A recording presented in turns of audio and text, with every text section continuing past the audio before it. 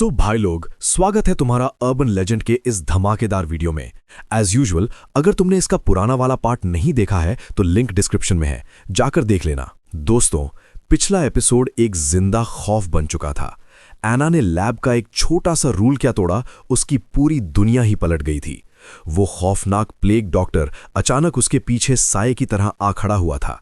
उसने एना को एक पल में मक्खी जितना छोटा कर दिया और उसे एक अनियन में बदल डाला था।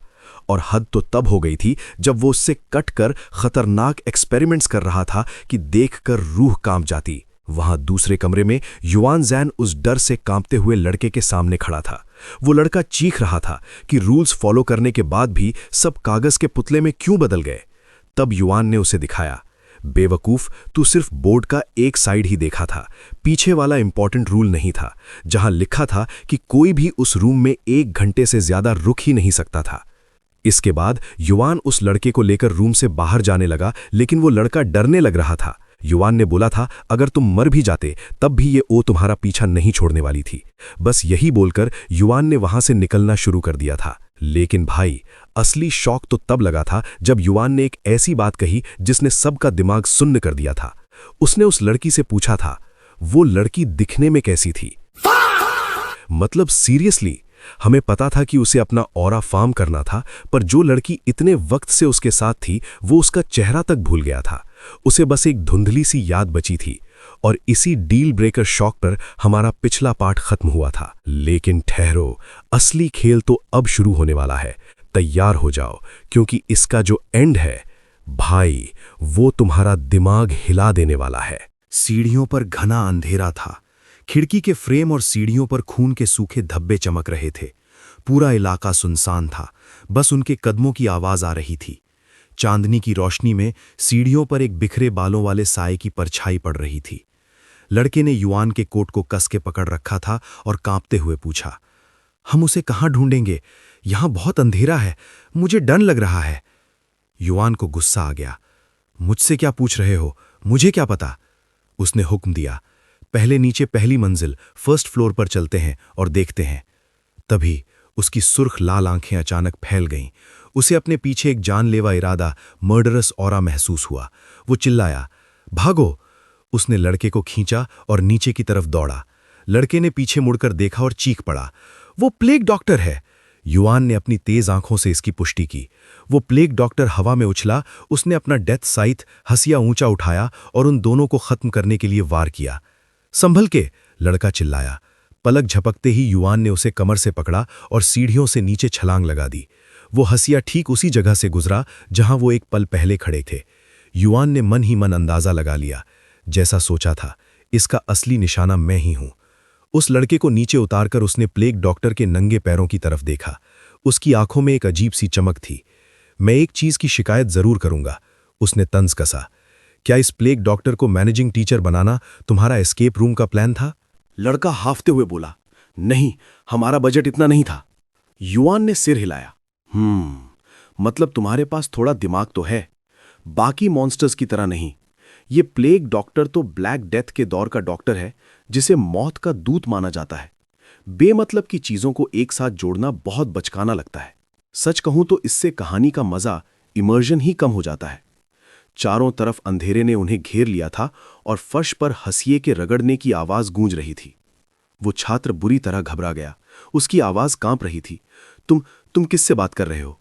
युआन जेनसन सीढ़ियों के बीच में ही रुक गया और बड़ी बेफिक्री से जवाब दिया, बेशक मैनेजिंग टीचर से। कछुए से भी धीमा। हमला करते वक्त अपनी रफ्तार भी नहीं बढ़ाता और ना ही कोई सुराग, क्लूज देता है। वो पूरी तरह से मुड़ा और सीढ़ियों के ऊपर मंडरा रहे उस प्लेग डॉक्टर की आंखों में आंखें डालकर बोला, बायोलॉजी लेसन के लिए सही वक्त पर फीडबैक देना जरूरी है। वो छात्र उसके पीछे छिप गया और हकलाते हुए बोला, तुम क्या करने वाले हो? अब और ज्यादा भागना युआन जेनसन के बस की बात नहीं थी। उसने फैसला कर लिया, इसे ऐसे ही पीछे घुमाना बेकार है। इससे हमें अपने बंदे को ढूंढने में देरी हो रही है। उसने अपना हाथ उठाया, अपनी जैकेट उतारी और पीछे खड़े उस लड़के की तरफ फेंक दी। इसे मारने की कोशिश करो। लड़के ने हड़बड़ाहट में जैकेट पकड़ी और चिल्लाया, नहीं नहीं, ऐसा सोचना भी मत। लेकिन युआन जेनसन तो उसे काम सौंप चुका था। तुम इसे अपने दोनों हाथों से पकड़ो। लड़का रोते हुए चिल्लाया, वो पूछना चाहता था कि बॉस का आखिर प्लान क्या है। तभी अचानक युआन जेनसन ने छलांग लगा दी। उसका पूरा शरीर एक सुर्ख लाल क्रिम्सन लाइट से चमकने लगा। वो सीधे प्लेग डॉक्टर के सिर के ऊपर जा पहुंचा और चिल्लाया, इसे खुद को पकड़ने मत देना। उसके कंधे पर उतरते ही युआन ने अपनी टांगों से उसे कसकर जकड़ लिया। एक हाथ से उसका जबड़ा पकड़ा और दूसरे हाथ से उसकी गर्दन घोंटने लगा। सीढ़ियों के नीचे खड़ा वो छात्र जैकेट को कसकर पकड़े हुए कांप रहा था। उसने देखा कि युआन जेनसन उस प्लेग डॉक्टर के कंधे पर सवार है और उसकी गर्दन तोड़ने की पूरी कोशिश कर रहा है। जब युआन को लगा कि ये पैंतरा काम नहीं कर रहा तो उसने अपनी चाल बदल दी। उसने एक हाथ से उसकी गर्दन पकड़ी और दूसरे हाथ की उंगलियां सीधे उसकी आंख में घुसा दीं। वो प्लेग डॉक्टर एक तीखी पक्षी जैसी चीख के साथ तड़प उठा और अचानक ऑक्टोपस टेंटिकल्स, अष्टबाहु के टेंटिकल्स के ढेर में बदल गया, जो युआन के हाथ पैर से बुरी तरह लिपट गए। युआन जेनसन थोड़ा हैरान हुआ, पर बिल्कुल भी घबराया नहीं। वो तो बस इतना ही बुदबुदाया, बुरा नहीं है। वो टेंटिकल्स फैलते गए और देखते ही देखते युआन के लगभग पूरे शरीर को ढक लिया। वो छात्र नीचे दुबक गया और दहशत में उसे निगले जाते हुए देखता रहा। अब युआन का सिर्फ एक हाथ और पैर ही दिखाई दे रहा था। लेकिन तभी उस प्लेग डॉक्टर का हाथ बहुत ही अजीब तरीके से सूजने लगा और उसके अंदर से एक हल्की लाल रोशनी चमकने लगी। अचानक उसके पूरे शरीर की खाल के नीचे अनगिनत लाल गोले दिखाई देने लगे।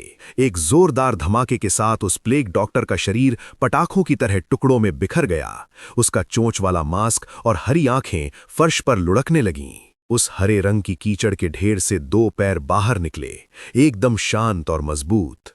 युआन जेनसन पूरी तरह उस हरे कीचड़ में भीगा हुआ था। उसने अपने सीने पर हाथ रखा और उसकी नजरें किसी गहरी सोच में डूबी थीं। उसके सामने वो हरे कीचड़ का ढेर उबलने लगा और धीरे धीरे फिर से उसी प्लेग डॉक्टर की शक्ल में ढलने लगा। युआन बुदबुदाया, इसे मारना नामुमकिन है। एक तेज रोशनी चमकी और वो अपनी जगह से गायब हो गया। उसने झटके से उस लड़के को पकड़ा और उसे लेकर जान बचाकर भागने लगा। उनके पीछे उस प्लेग डॉक्टर ने अपना सिर घुमाया और अपनी हरी आंखों से उन्हें घूरने लगा। एक मोड़ पर पहुंचकर युआन ने उस लड़के को खींचा और एक कमरे के अंदर घुस गया। उसने धड़ाम से दरवाजा बंद कर दिया। पीछे मुड़ते ही उसने देखा कि सामने वाली मेज पर एक साया पड़ा है।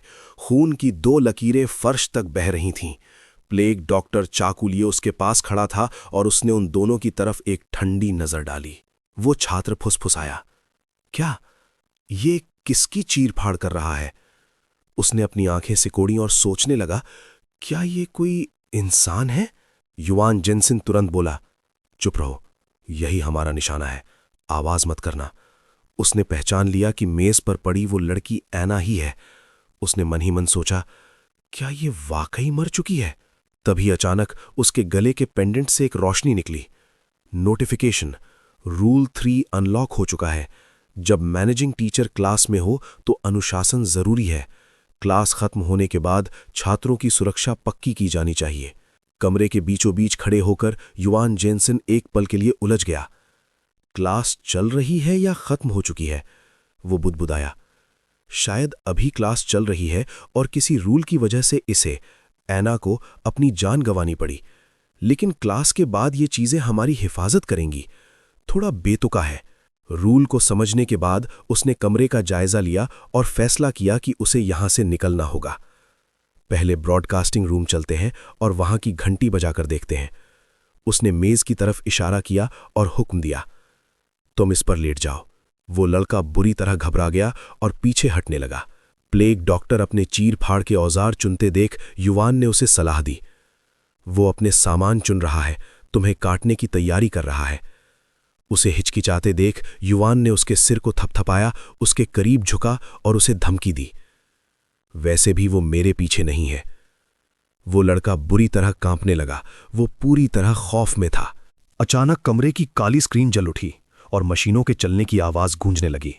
उस पर लाल अक्षरों में एक लाइन उभरी जिसने नियम तोड़ने का एक नया सुराग दिया।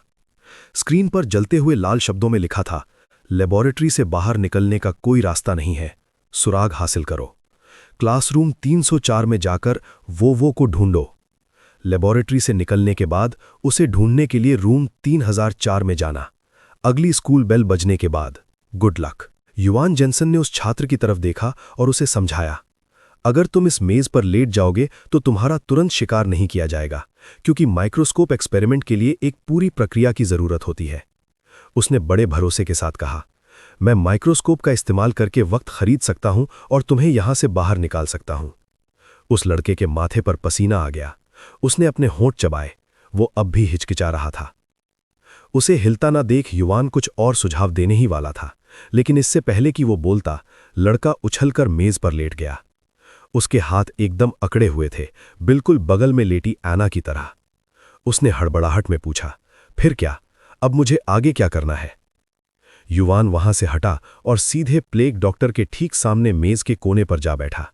उसने अपना हाथ अपने घुटने पर रखा, अपनी ठोड़ी को सहारा दिया और बड़े बेफिक्र अंदाज में बोला, हे टीचर, आप थोड़े बिजी लग रहे हैं। क्या आपको मेरी मदद की जरूरत है?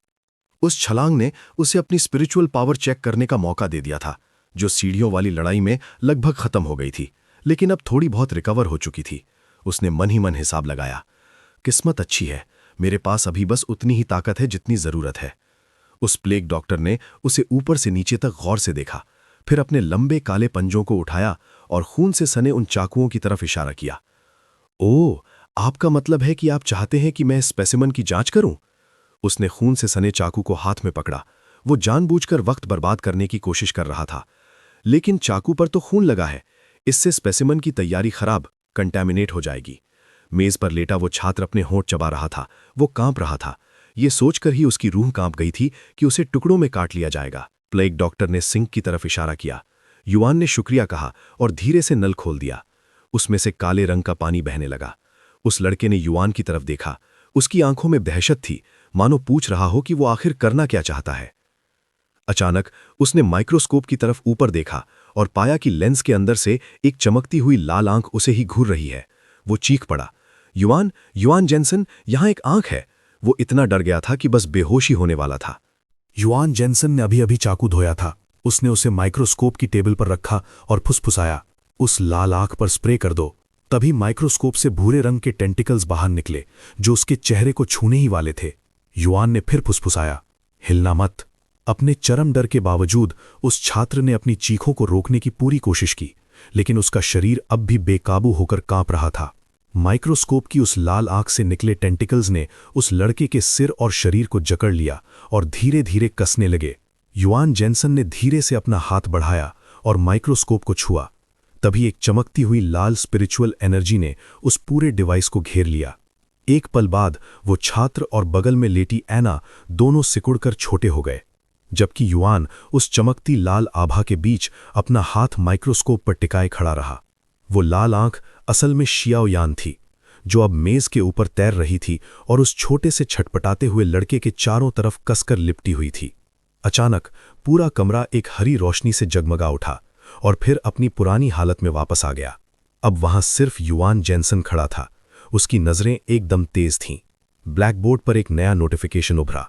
रूल 7, लेबोरेटरी का सामान खतरनाक है। छात्रों को मैनेजिंग टीचर की इजाजत के बिना किसी भी सामान को इस्तेमाल करने की अनुमति नहीं है। लेबोरेटरी अपने असली रूप में लौट चुकी थी। युआन जेनसन ने सिर हिलाया। उसका अंदाजा एकदम सही था। मैंने नियम 7 का उल्लंघन किया है, लेकिन इस लेबोरेटरी की पहेली को सुलझाने का तरीका इस नियम के बिल्कुल उलट है। हरी रोशनी में डूबे उस माइक्रोस्कोप को देखते हुए उसने मन ही मन सोचा, मैंने माइक्रोस्कोप पर शियाओ यान की काबिलियत का इस्तेमाल किया, फिर भी उस मॉन्स्टर ने मुझे निशाना नहीं बनाया और न ही मुझे अपने नियम के जाल में फंसाया। उसने शियाओ यान के अंदर झांका, जहां वो छोटा सा लड़का अपने हाथों के सहारे टिका बाहर की तरफ देख रहा था। युआन बुदबुदाया, कितना अजीब है, क्या ये बंदा पागल है? लेकिन वो प्लेग डॉक्टर अब भी उसके पीछे खड़ा उसे ही घूर रहा था। युआन जेनसन ने अपनी एक्टिंग जारी रखी। उसकी आवाज एकदम बेफिक्र थी। टीचर, ये माइक्रोस्कोप थोड़ा गंदा लग रहा है। वो एक तरफ हट गया ताकि प्लेग डॉक्टर आकर उसे चेक कर सके। माइक्रोस्कोप को पकड़ते हुए उसने मन ही मन हिसाब लगाया, मैं इसे सीधी लड़ाई में नहीं मार सकता, ये सिर्फ वक्त की बर्बादी है, इसलिए मैं बस जल्दी से माइक्रोस्कोप झपट लूंगा। युआन अचानक बाहर की तरफ लपका और भागते हुए चिल्लाया, मैं इसे पहले ले जा रहा हूं। वो प्लेग डॉक्टर वहां किसी मूर्ति की तरह खड़ा रह गया। उसके हाथ सिर्फ खाली हवा ही लग सकी। 2 ही कदमों में वो लेबोरेटरी से बाहर कूद गया। उसके पीछे की गैलरी एक खौफनाक हरी रोशनी में मुड़ने यानी डिस्टॉर्ट होने लगी। उसने अंदाजा लगाया, स्पेस डिस्टॉर्शन। तभी स्कूल के स्पीकर चालू हो गए। एक लाल लाइट चमकी और एक कान फाड़ देने वाली घंटी बजी। जहां लेबोरेटरी हुआ करती थी वहां एक काले छेद ने उसके हाथों से माइक्रोस्कोप खींच लिया। वो चिल्लाया, क्या ये कोई मतिभ्रम है या इसलिए क्योंकि मैंने नियम तोड़ा? वो जगह पूरी तरह गायब हो गई। लेबोरेटरी का दरवाजा धीरे धीरे अपनी पुरानी हालत में वापस आ गया। तभी ब्लैकबोर्ड पर एक नोटिस उभरा, लेबोरेटरी से बच निकलने के लिए बधाई, आपने निम्नलिखित नियमों को तोड़ा है। रूल 1, मैनेजिंग टीचर्स और छात्रों को स्कूल के नियमों का पालन करना चाहिए। ब्लैकबोर्ड पर नियमों की लिस्ट लंबी होती जा रही थी। रूल 2, छात्रों को क्लास छोड़ने की इजाज़त नहीं है, क्लासरूम में सन्नाटा बना रहना चाहिए। रूल 3, जब मैनेजिंग टीचर क्लास में हो तो अनुशासन जरूरी है, क्लास के बाद छात्रों की सुरक्षा पक्की की जानी चाहिए। रूल 4, मेडिकल रूम सुरक्षित है, जहां अधिकतम 1 घंटा रुक सकते हैं। याद रखें, मेडिकल रूम में कोई मैनेजिंग टीचर नहीं होता। रूल 5, गैलरी में भागना या शोर मचाना मना है। रूल 7, लेबोरेटरी का सामान खतरनाक है, मैनेजिंग टीचर की इजाज़त के बिना इसका इस्तेमाल मना है। युआन जेनसन ने अपनी भौहें सिकोड़ी। वो अंदर ही अंदर हैरान था। 6 नियम तोड़ दिए, बड़े दरिया दिल हो। उसी पल श्योयान ने उस छात्र को नीचे गिरा दिया, जो एक जोरदार धमक के साथ फर्श पर जा गिरा। कुछ देर बाद स्कूल की तीसरी मंजिल पर वो दोनों गैलरी में चलते हुए हर क्लासरूम के अंदर झांक रहे थे। वो छात्र डर के मारे अपने हाथ कसकर पकड़े हुए कांप रहा था। युआन जेनसन ने हिसाब लगाया, इस जगह पर क्लास के दौरान और क्लास के बाद में आखिर क्या फर्क है? अभी जो घंटी बजी उसने शायद क्लास खत्म होने का इशारा किया है, यानी अब आज़ादी से घूमने का वक्त है। लेकिन हमें अभी तक कोई भी दिखाई नहीं दिया। जैसे ही उसकी बात खत्म हुई, युआन जेनसन और वो छात्र क्लासरूम 3004 के ठीक सामने पहुंच गए। वो लड़का थोड़ा कांपने लगा, उसकी आवाज़ लड़खड़ा रही थी। मुझे भी नहीं पता, मैं तो बस उस अलमारी में छिपा हुआ दरवाजे से देख रहा था। युआन जेनसन चौंक गया। उसकी नज़रें क्लासरूम के अंदर के नज़ारे को भांप रही थीं। छात्र यहाँ वहाँ बिखरे हुए थे, हर कोई अपनी डेस्क पर अजीबोगरीब मुद्रा में था। कुछ एकदम मूर्तियों की तरह स्थिर बैठे थे, कुछ सिर झुकाए गहरी नींद में थे, तो कुछ अपनी डेस्क पर बेजान पड़े थे। अचानक उसकी नज़र एक लड़की पर पड़ी, जो एक जानी पहचानी नोटबुक पर झुकी हुई थी। वो छात्र खुशी के मारे चिल्ला उठा, क्या ये वो है? क्या सब यही है? लेकिन जैसे ही उस लड़की ने अपना सिर उठाया, वो चेहरा डाओ वुलुओ का नहीं था। एक टूटा बिखरा हुआ चेहरा, जिसकी हरी आंखें एक डरावनी रोशनी से चमक रही थीं और उसके नुकीले दांत एकदम एक कतार में दिख रहे थे। युआन ने तुरंत हाथ उठाकर उस छात्र को रोका और उसे पीछे खींचते हुए ठंडी और धीमी आवाज में कहा, वो नहीं है। इससे पहले कि वो अपनी बात पूरी करता, उस लड़की के पीछे से एक चमकीला गुलाबी रंग का मॉन्स्टर निकल आया। उसका शरीर पूरी तरह से मुड़ा हुआ और विकृत था। भूत बचाओ! वो छात्र दहशत में चीख पड़ा। युआन जेनसन ने अपनी आंखें सिकोड़ी और तुरंत पहचान लिया कि वो एक रेत है। वो अंदर ही अंदर हैरान था, एक मॉन्स्टर के अंदर एक रेत है। इससे पहले कि वो खुद को संभाल पाता, उस मॉन्स्टर ने अपने नुकीले पंजे लहराए, अपना जबड़ा पूरा खोल दिया और बिजली की रफ्तार से उन दोनों की तरफ झपटा। बिना एक पल गंवाए युआन जेनसन ने उसके सिर पर एक जोरदार किक मारी। उसकी स्पिरिचुअल पावर में एक धमाका हुआ। उसी वक्त उसने अपनी फिजिकल सुपर सैल्वेशन स्किल को एक्टिवेट कर दिया। उस मॉन्स्टर का सिर सीधा जाकर ब्लैक बोर्ड से टकराया और हवा में गायब हो गया।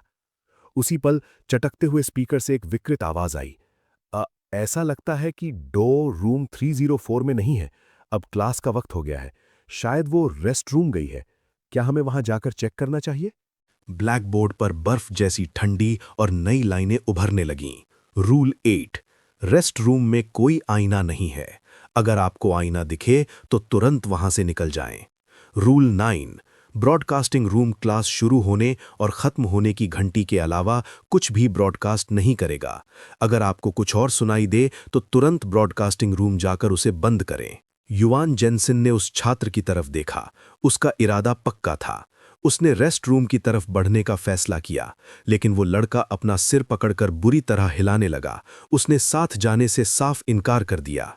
उस लड़के का चेहरा सफ़ेद पड़ चुका था। उसकी आंखें किसी सम्मोहन की तरह गोल गोल घूम रही थीं, नाक और मुंह से लार बह रही थी, और वो बड़ी मुश्किल से फुसफुसाया, मुझे वो नहीं चाहिए। अचानक उस कमरे में बर्फीली ठंडक बढ़ गई। फर्श पर चारों तरफ कागज के पुतले बिखरे पड़े थे। ऊपर छत की बीम से एक साया लटक रहा था, जो पंखे के साथ झूल रहा था। एक फांसी पर लटका हुआ इंसान जो पूरी तरह खून से लथपथ था। वो छात्र बड़ी मुश्किल से बोल पाया, लू ने कहा था कि यहां से भाग जाओ। उधर रेस्ट रूम में कमरे के बीचों बीच लगे आईने से एक डरावना हरा तरल पदार्थ ग्रीन लिक्विड रिस रहा था। वो लिक्विड आईने के ऊपर से बहता हुआ सिंक में गिरा और फिर फर्श पर फैलकर एक चिपचिपा तालाब बनाने लगा। गलियारे से भारी कदमों की आवाज गूंजी। दीवार पर एक काला साया बड़ा होता जा रहा था, जो करीब आ रहा था। लेडीज रेस्टरूम के साइन बोर्ड के ठीक सामने दो धुंधले साए फड़फड़ा रहे थे। ये साफ नहीं था कि वो इंसान थे या शैतान।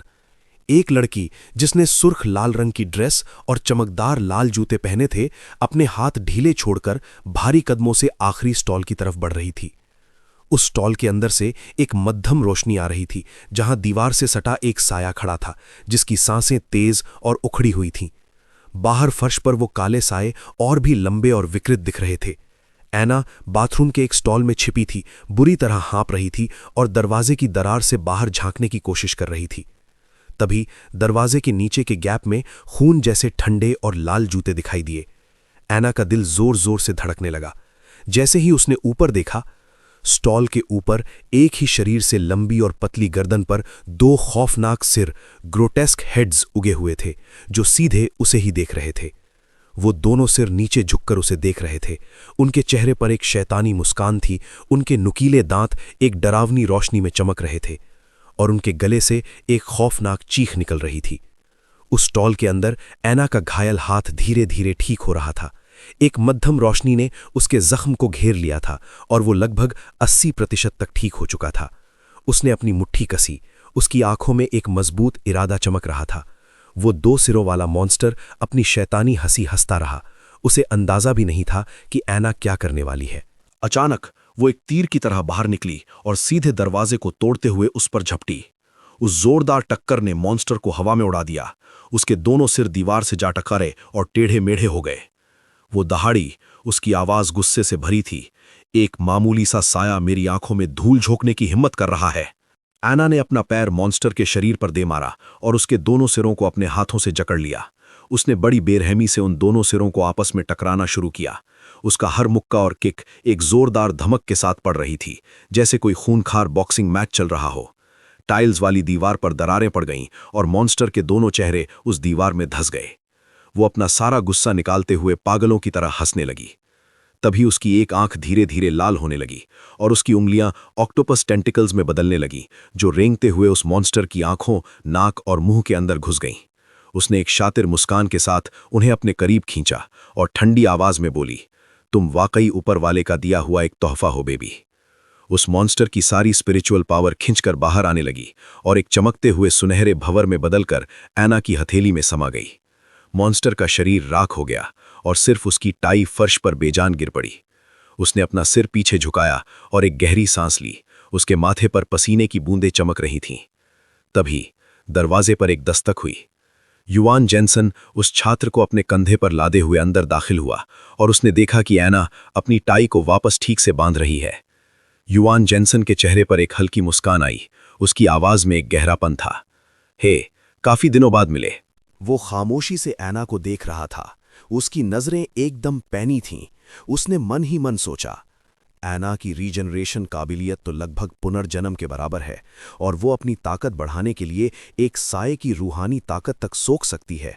ये इंटरनेशनल स्पेशल डिवीजन काफ़ी दिलचस्प है। अगर वो सब इसी लेवल के हैं तो वाकई गौर करने लायक हैं। ऐना ने एक चमकती हुई मुस्कान दी। उसकी आंखों में जीत का गर्व साफ झलक रहा था। एक तोहफा सीधा मेरे दरवाजे पर आया था। इसे न लेना तो बर्बादी होती। ये कहते हुए उसने अपने कॉलर पर लगी काली टाई को ठीक किया। उसके हाव भाव एकदम शांत और आत्मविश्वास से भरे थे। फिर उसने सिर हिलाया। उसकी आवाज में एक संतुष्टि थी। जैसा सोचा था, काला रंग मेरे ऑरा पर ज्यादा जचता है।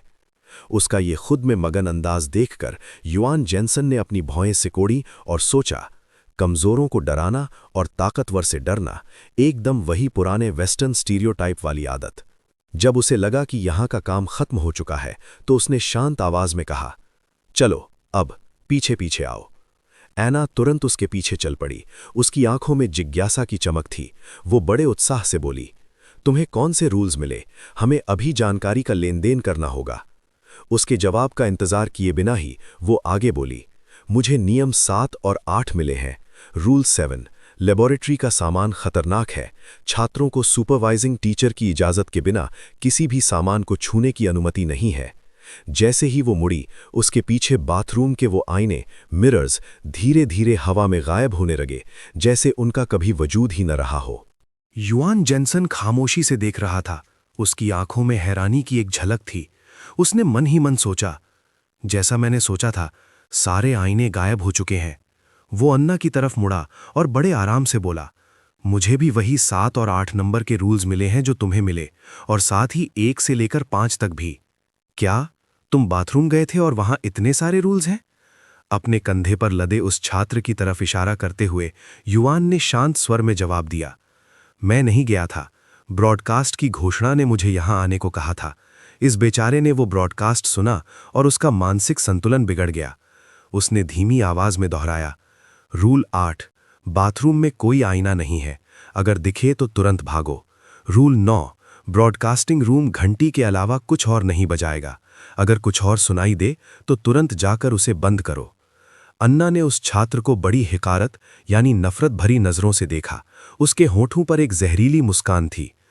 सिर्फ एक बेकार सा इंसान, अगर ये मर भी जाए तो क्या तुम कोई मदर मैरी हो जो सबका बोझ उठाए फिर रहे हो?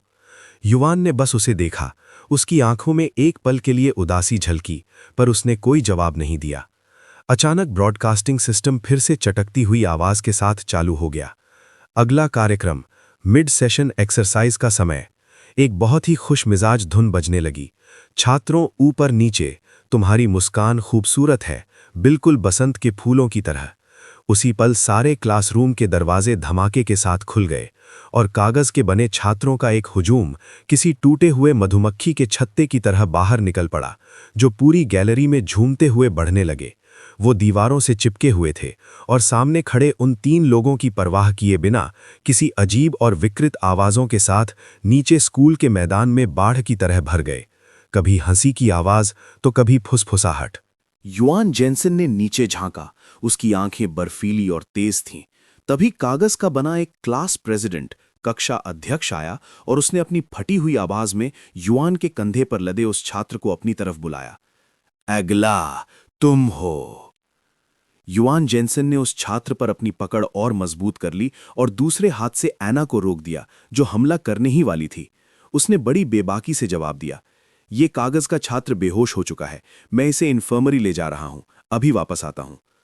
उस कागज के छात्र को भागते हुए देख ऐना ने अपनी ठोड़ी पर हाथ रखा। उसकी आवाज गहरी और सोच में डूबी हुई थी। नहीं, ये इतना आसान नहीं है। ये मिड सेशन एक्सरसाइज, मुझे ऐसा लग रहा है कि यहां का रूहानी दबाव उस लेबोरेटरी से भी ज्यादा खतरनाक है। युआन जेन्सन ने उस छात्र को दीवार के सहारे नीचे बिठा दिया। उसकी नजरें अब भी स्कूल के मैदान पर टिकी थीं। उसने रूखेपन से जवाब दिया, क्या तुम्हें ये बात अब समझ में आ रही है? उस खून जैसे लाल सूरज के नीचे कागज के छात्रों की पूरी फौज जमा हो चुकी थी।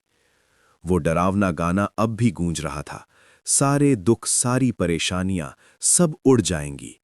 युआन जेन्सन धीमे से फुसफुसाया और ऐना को खबरदार किया, ये शुरू हो रहा है, अपना ध्यान यहीं रखना। बिल्डिंग के मेन हॉल से कुछ साए खामोशी से एक बेजान शरीर को उठाए हुए सीढ़ियों से नीचे उतरने लगे। उनके चारों तरफ से एक अजीब सी हरी रूहानी ताकत, ग्रीन स्पिरिचुअल एनर्जी, किसी डरावनी धुंध की तरह निकल रही थी। तभी ब्रॉडकास्ट से एक सपाट आवाज आई, झंडा फहराने की रस्म अब शुरू होगी, संगीत बजाओ। तब जाकर ऐना को समझ आया कि वो लोग क्या कर रहे थे। वो दहशत में हांफते हुए बोली, वो तो एक लाश है जिसे चोंच वाले मास्क पहने 4 लोग ले जा रहे हैं। एक छात्रा का बेजान शरीर बाहर लाया गया। ऊपर से ये मंजर देखकर ऐना कांप उठी, उसका दिल बैठ गया। ओह, शुक्र है कि मैं बच निकली, वरना क्या मेरी भी इसी तरह सबके सामने बलि चढ़ा दी जाती। युआन जेनसन ने बड़ी बेबाकी से जवाब दिया। उसकी आंखें तेज थीं। इसे सरेआम कत्ल कहो या फिर बंदरों को डराने के लिए मुर्गे को मारना। वो खामोशी से सब देख रहा था। उसका दिमाग तेज चल रहा था। कोई तो मर चुका है, चाहे वो जो भी हो। उसका इस्तेमाल बाकी छात्रों को मानसिक रूप से कमजोर करने के लिए किया जा रहा है। इस अनोमली को लोगों को धीरे धीरे तड़पाना पसंद है। वो दोनों उस एक छात्र के साथ अब लोहे के एक ठंडे पिंजरे में कैद थे। उनके चारों तरफ वो हरी धुंध किसी भूतिया साये की तरह मंडरा रही थी। उनके पीछे वो छात्र धीरे धीरे होश में आने लगा। वो अपना सिर झटक रहा था। नीचे स्कूल के मैदान में झंडे की रस्सी की जगह अब एक फांसी का फंदा लगा हुआ था। चोंच वाले मास्क पहने उन सायों ने उस छात्रा के गले में वो फंदा डाल दिया जिसे वो अभी बाहर लाए थे।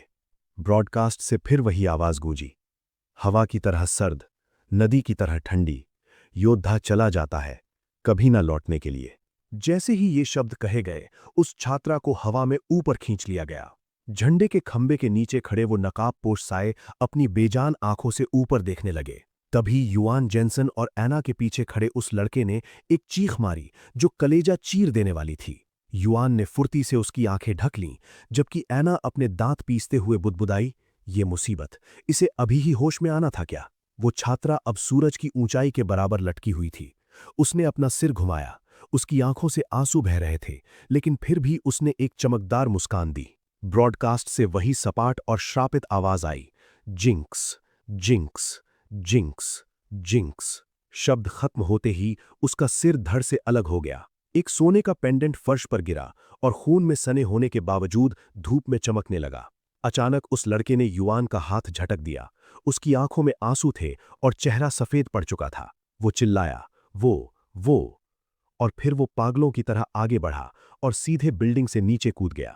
नीचे खड़ी भीड़ एक साथ चिल्लाई, देखो, कोई बिल्डिंग से गिर रहा है।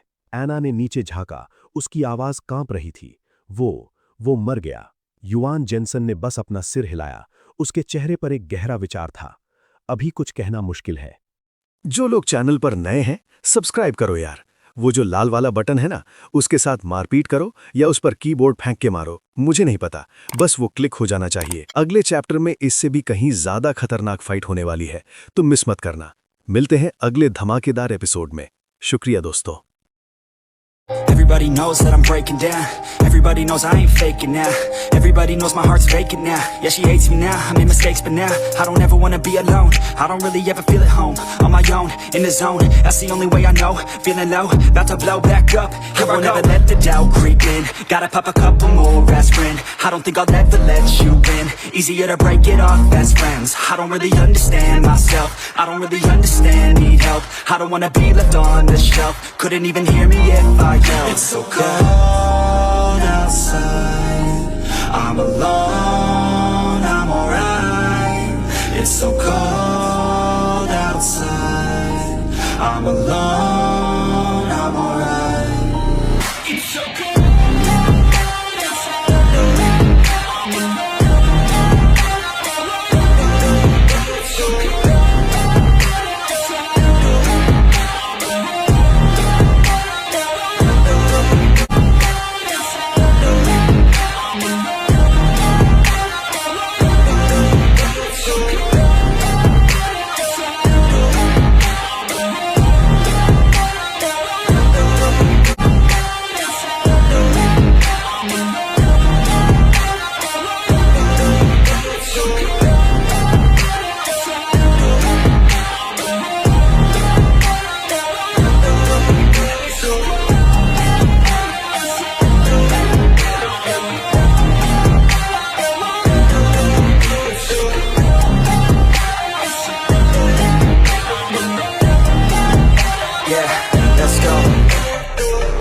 Break down, always feel like I could break now, but I never let it take me to that place now.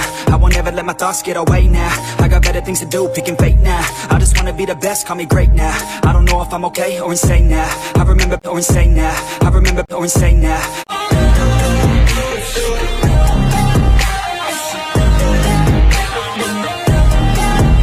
Yeah, let's go. I wanna break down. Always feel like I could break now, but I never let it take me to that place now. I won't ever let my thoughts get away now. I got better things to do, picking fate now. I just wanna be the best, call me great now. I don't know if I'm okay or insane now. I remember or insane now. I remember or insane now.